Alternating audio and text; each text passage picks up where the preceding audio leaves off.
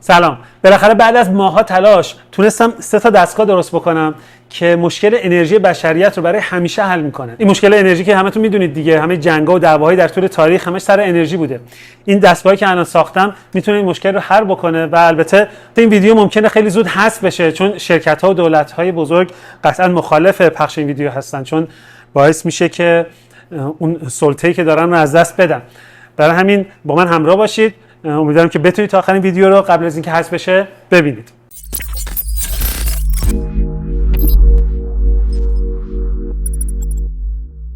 خب اولین دستگاهی که براتون آوردم یه دستگاهی که به صورت دائمی میتونه حرکت بکنه و هیچ وقت وای نمیسته. الان این طرح ممکنه قبلا دیده باشید جاهای مختلف، ولی همشون یه ایرادی داشتن که در نهایت کار نمیکنه و همه ویدیوهایی که الان از این دستگاه پخش میشه معمولا کلکی توش هست. ولی این دستگاه همونطور که میبینید به هیچ جایی وصل نیست و از یه سری ساچمه تشکیل شده که داخل این شیارها قرار گرفتن.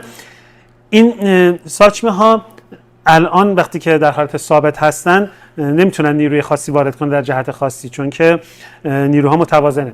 ولی وقتی که اینو به حرکت در میارم، این ساچمه ها که میافتن این داخل این شیار، چون که یک ضربه وارد میکنن و این ضربه چون که از محور چرخش فاصله داره گشتاور زیادی وارد میکنه که این گشتاور زیاد میتونه باعث چرخیدن این بشه. از این طرف ساچمه‌ای که دارن میرن بالا، چون فاصله شون تا مرکز دوران کم میشه، گشتاورشون کاهش پیدا میکنه و بنابراین گشتاور اینور کمتر میشه، گشتاور اونور بیشتره و باعث میشه که این بتونه حرکت کنه. الان اگر من این رو بتونم با اون سرعت مناسب به حرکت در بیارم، این میتونه همینجور به حرکت خودش ادامه بده.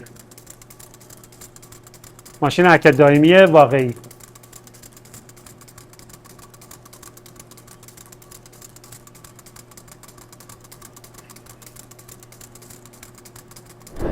اختراع دوم هم این پره است که میتونه روی هر وسیله نقلیه‌ای مثل کشتی، هواپیما و هر وسیله‌ای که میخواد حرکت کنه نصب بشه و یه نیروی رانش رایگان ایجاد بکنه. این نیروی رانش هم به این صورت ایجاد میکنه. خیلی ساده است. من این پشتش برداشتم، یک محور خارج از مرکز وصل کردم بهش و 3 تا کش انداختم. الان این موقع چرخش در آن واحد 2 تا کش دارن میکشن، جمع میشن و یک کش داره کش میاد و چون اون 2 تا کش زورشون از یک کش بیشتره، میتونن همواره به این نیرو وارد کنن و باعث چرخیدنش بشن. اولش باید یه در واقع استارتی بخوره، این شروع کنه چرخیدن تا اون نیرو بتونه غلبه کنه و این رو بچرخونه. خب من الان سعی میکنم که این رو باید با یه سرعت مناسبی بچرخونم تا راه بیفته.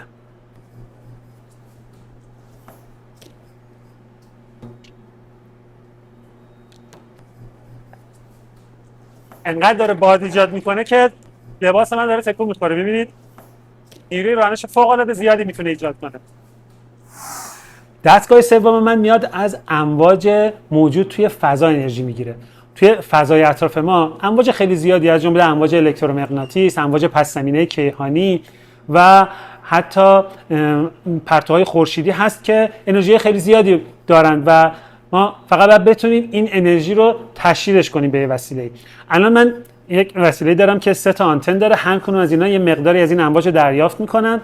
این امواج میاد اینجا داخل این سیمپیچ جریان ایجاد میکنه که با کمک یک آهنربا که داخل این هسته این سیمپیچ میره، من میتونم یک میدان مغناطیسی ایجاد بکنم که در واقع این شدت این جریان رو تشدید میکنه. بعد از این طرف میاد داخل یک سیمپیچ دیگه که تعداد دوراش از تعداد دورای این بیشتره و طبق همون اصل کارکرد ترانسفورماتور میاد ولتاژ رو میبره بالا.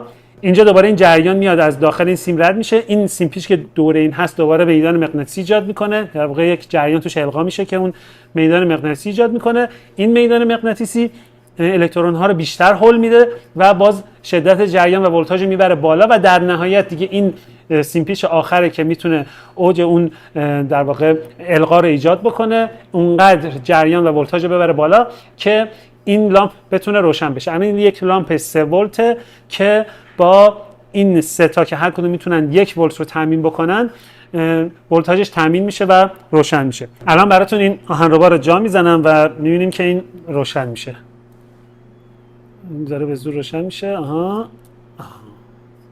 و به این صورت دیگه بعد اتصالش قطع نشه تا روشن بمونه. این الان داره انرژی موجود توی محیط رو دریافت میکنه و همینطور روشن میمونه. اگه تعداد این آنتن ها رو زیاد بکنیم و تعداد این سیم پیچ ها رو زیاد بکنیم میتونیم ولتاژهای بالاتری بگیریم. اگه مثلا 24 تا از اینا بذاریم و سیم پیچ های بزرگتر استفاده کنیم میتونیم 24 ولت حتی تا 220 ولت هم میتونیم از امواج موجود توی فضا انرژی بگیریم.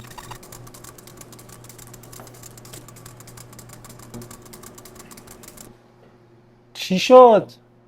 چرا برقا رفت؟ ای بابا ضایع شدیم که. حداقل این کار میکنه دیگه. حالا اونا رو بیخیال بعداً توضیح میدم. این که دیگه داره کار میکنه. ببینید انرژی بی‌نهایت از فضا. ای بابا اینم که ضایع شدن. چیکار کنیم؟ البته باید بهتون بگم که همه این دستگاهایی که فیلماشو تو اینترنت میبینید که ادعا میکنن انرژی رایگان و انرژی بی‌نهایت دارن همینقدر ضایعن. بله تمام این ماشین های حرکت دائمی که ادعا میشه یا اینهایی که انرژی رایگان میگن میتونیم ایجاد بکنیم همشون یه کلکی توشون هست.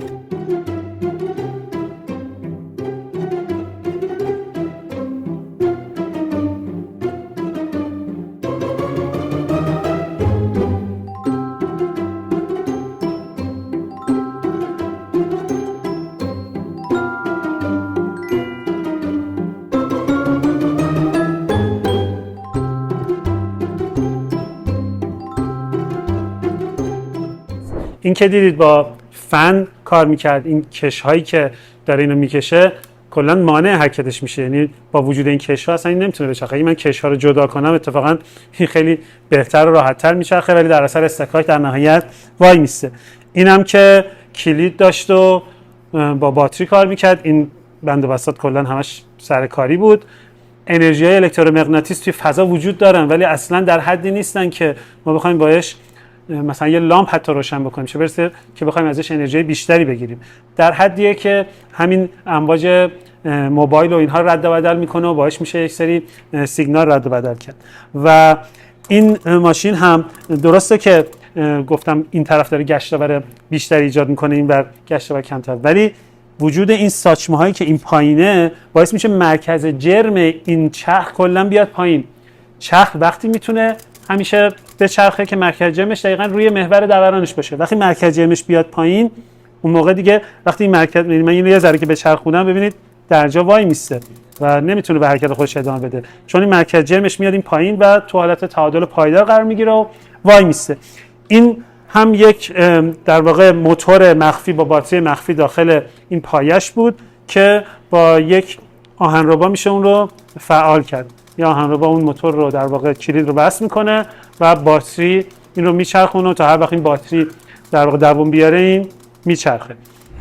حالا چرا دارم میگم که هیچ کدوم از این دستگاه نمیتونن کار بکنن؟ چجوری با این اطمینان میگم دستگاهایی که حتی ندیدم هم نمیتونن کار بکنن؟ به خاطر قوانین ترمودینامیک، قوانین سگانه ترمودینامیک، قانون اول، دوم و سوم، اینها به ما اجازه نمیدن که ما بتونیم ماشینی درست کنیم که یا تا ابد کار بکنه یا بتونه به ما انرژی رایگان بده بدونی که انرژی بهش بدیم مثلا انرژی بیشتری به ما بده. قانون اول ترمودینامیک که همون قانون پایستگی انرژیه، میگه که انرژی به وجود نمیاد از بین هم نمیره. وقتی که مثلا شما یک ماشینی دارید که هیچ منبع انرژی نداره نمیتونه انرژی تولید بکنه بدون هیچ منبع انرژی. قانون دوم ترمودینامیک هم البته بیان‌های مختلفی داره. مثلا بیان اصلیش میگه که آنتروپی همیشه رو به افزایشه که در مورد آنتروپی من قبلا توی ویدیو مفصل صحبت کردم. یه بیان دیگه‌ش اینه که ما هیچ وقت نمیتونیم مثلا یه ماشینی بسازیم که بازدهش 100% باشه، چون همیشه توی همه ماشین‌هایی که ما میسازیم اتلاف انرژی وجود داره. بنابراین در عمل همه ماشین‌ها بازده کمتر از 100% خواهند داشت. و قانون سوم ترمودینامیک هم بیان سادهش اینه که ما هیچ وقت به دمای صفر مطلق نمیتونیم برسیم و چون هیچ وقت به دمای صفر مطلق نمیتونیم برسیم بنابراین نمیتونیم یک ماشینی با بازده 100% درست کنیم که به چرخه کارنو اینا ربط داره. اونو توی ویدیو دیگه میذارم در موردش صحبت میکنم. یه تعداد زیادی از این طرح‌های ماشین‌های حرکت دائمی که تو اینترنت هست مثل همون پره‌ای بود که با کش کار میکرد.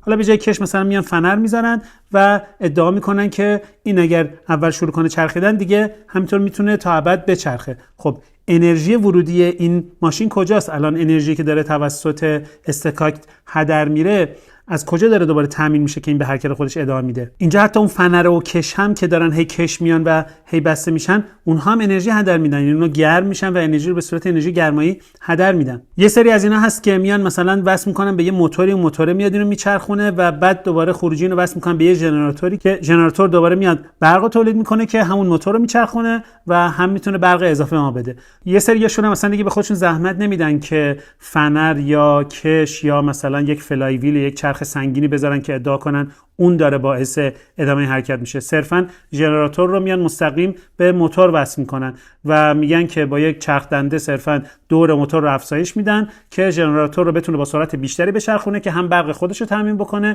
و هم به ما برق اضافه برای روشن کردن وسایل بده. انرژی که داره تولید میشه توسط اون موتور توی این فنرها و توی اون چرخ و استکاکش هدر میره و انرژی که به ژنراتور میرسه کمتر از انرژی که داره موتور تولید میکنه. چطوری این انرژی میتونه هم انرژی موتور رو تامین بکنه و هم مقدار زیادی انرژی ما بده که مثلا چراغ و وسایل برقی رو باهاش روشن کنیم؟ دقت کنید اینجا بحث انرژیه، نه بحث مثلا تعداد دور یا مثلا قدرت چرخش.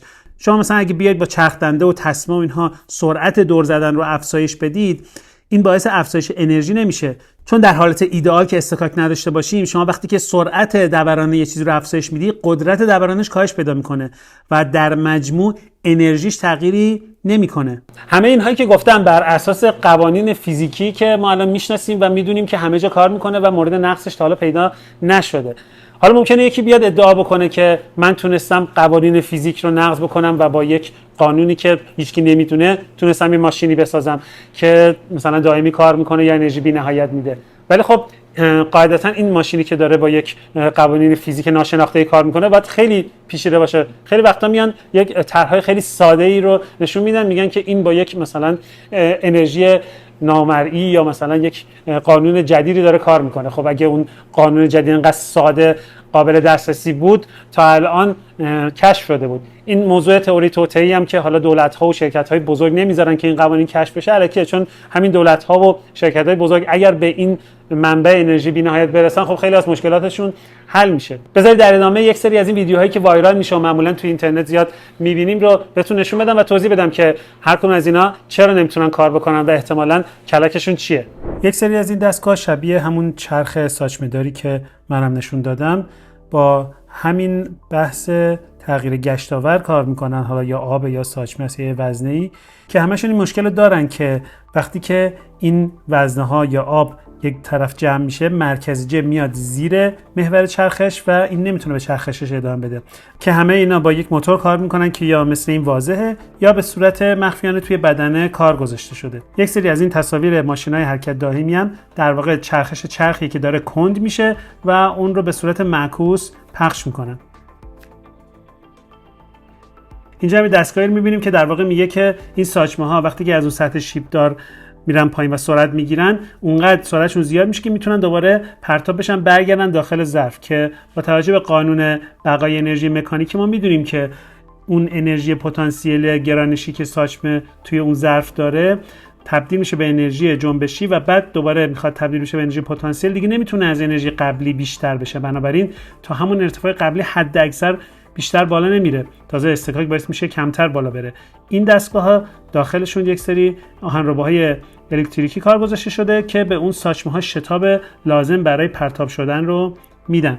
یه نوع خیلی متداولی از این طرح این ماشین هم این قیفیه که به یک شیلنگ وصل میشه و به این صورت ادعا میکنن که حالا یا خاصیت موینگی باعث میشه که آب داخل شیلنگ بره بالا، یا وزن این آبی که داخل قیفه چون زیاده باعث میشه آب داخل شیلنگ بره بالا و بعد دوباره برگرده به داخل. که باز اگه قوانین سیارات رو بدونید میدونید که آب توی ظروف مرتبط به هم توی یک ارتفاع وای میسته، یعنی از اینجا آب توی این لوله بالاتر نمیتونه بره.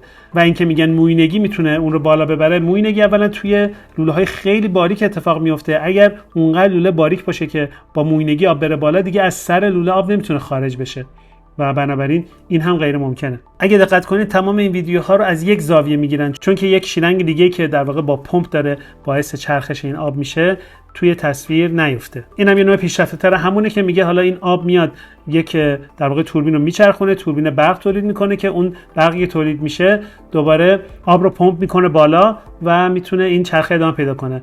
باز هم باید بگیم که اون برقی که تولید میشه توسط ریختن آب اونقدر کافی نخواهد بود که آب رو دوباره بتونه پمپ کنه بالاتر، چون در اون صورت انرژی افزایش پیدا میکنه و قانون بقای انرژی نقض میشه.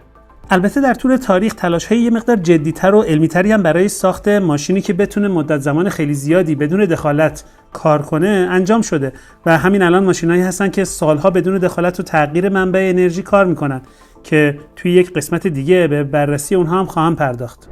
خیلی ممنون که توی این ویدیو هم همراه من بودید. منتظر نظراتتون هستم. تا ویدیو بعدی، خدا نگهدار.